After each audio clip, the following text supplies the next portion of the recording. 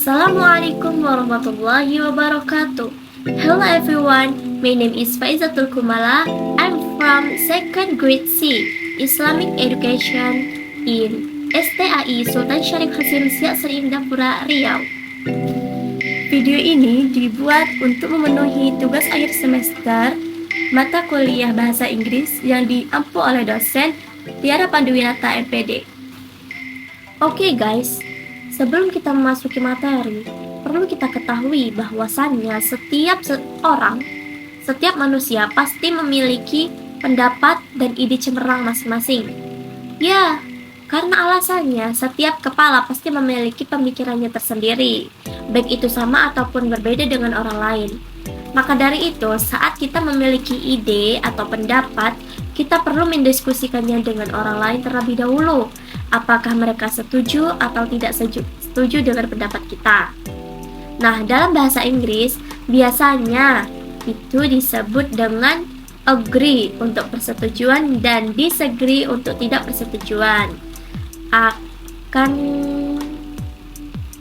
Tetapi bisa disebut dengan expression of agreement and disagreement. Nah, agar kita bisa memahami bagaimana mengungkapkan ekspresi agree dan disagree itu, silahkan simak video berikut ini. Nah, pembahasan pertama yakni expression of agreement. Seperti yang sudah saya jelaskan tadi, expression of agreement ini digunakan untuk menyampaikan persetujuan terhadap suatu opini atau pendapat. Kita bisa menggunakan beberapa ungkapan, di antaranya seperti I agree, that's right, you're right, I know, great idea, absolutely, dan lain sebagainya. Seperti contoh percakapan, Hi Karina, hello guys, hey Winter, yesterday you said that we had to discuss about a great plan. What that? Okay, it is actually about our class decoration. I need to make our class more colorful. Do you agree, everyone? So great! Nah, dari percakapan tadi, Winter mengungkapkan idenya untuk membuat dekorasi kelas yang lebih berwarna. Ia pun bertanya kepada teman-temannya yang lain terkait idenya. Karina mengatakan sound great, yang menandakan kalau ia setuju dengan ide Winter. Nah, sampai di sini paham teman-teman? Insya Allah paham.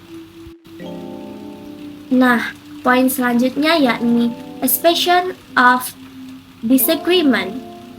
Kita akan membahas bagaimana ungkapan ketidaksetujuan. Sesuai namanya, expression of disagreement ini digunakan untuk menyampaikan ketidaksetujuan terhadap suatu opini atau pendapat. Kita bisa mengungkapkannya dengan dua cara, yaitu dengan cara formal agar lebih sopan dan tidak formal atau to the point.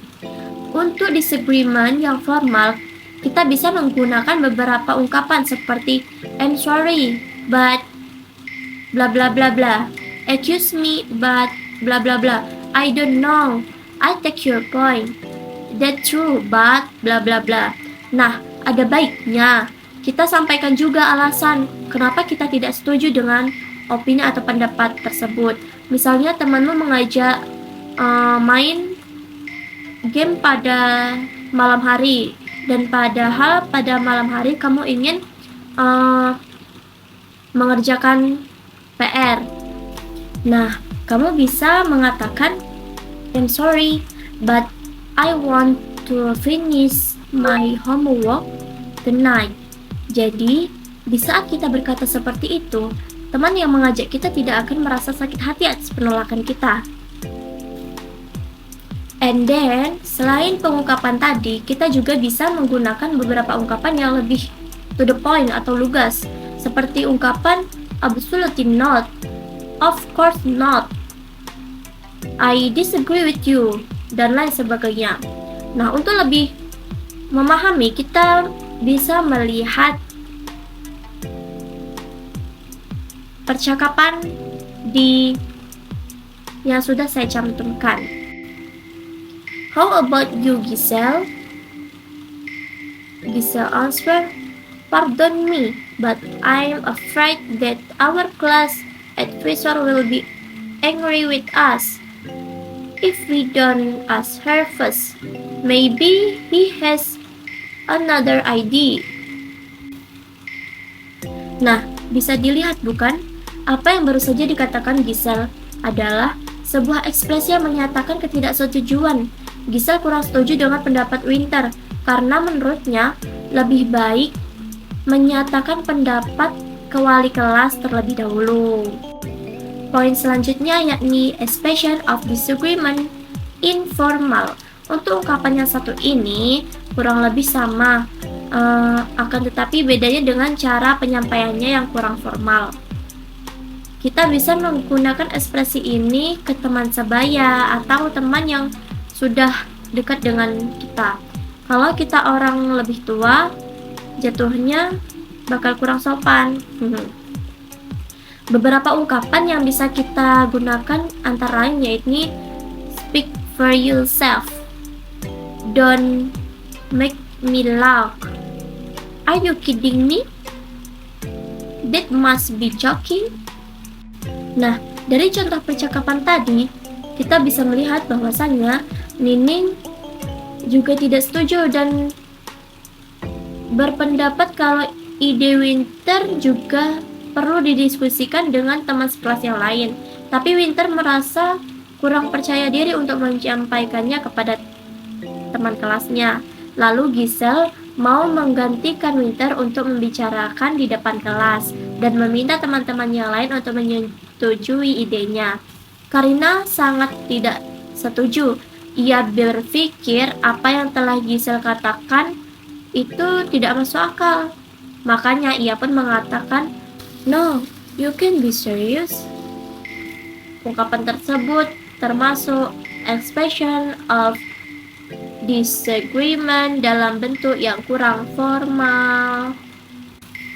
Oh iya, terkadang kita setuju dengan pendapat seseorang, tetapi belum yakin akan hal itu. Atau bisa dibilang antara setuju dengan kurang setuju. Nah, kalau kita berhadapan dengan situasi seperti itu, kita bisa menggunakan ekspresi I guess atau well, maybe you're right. Seperti contoh kalimat Nining yang mengatakan, I agree about it, but I think what Giselle said is right.